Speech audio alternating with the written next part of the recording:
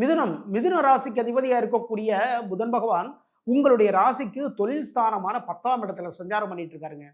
இந்த டயத்தில் பார்த்தீங்கன்னா மிதுன ராசிக்காரர்கள் வந்து புதுசாக ஒரு தொழில் தொடங்கலாம் அப்படிங்கிற ஒரு எண்ணங்கள் எல்லாமே வந்துக்கிட்டே இருக்கும். ஓகேங்களா?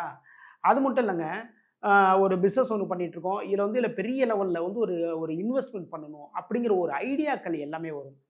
தொழில் ஸ்தானமான 10ஆம் இடத்துல ராசி அதிபதியாக இருக்கக்கூடிய புதன் பகவான் வந்து அங்கே பார்த்தீங்கன்னா நீச பலம் பெற்று சஞ்சாரம் பண்ணுறாருங்க.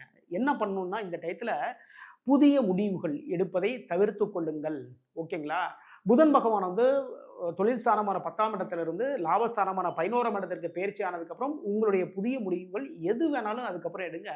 தொழிலில் முன்னேற்றங்கள் ஏற்படும்.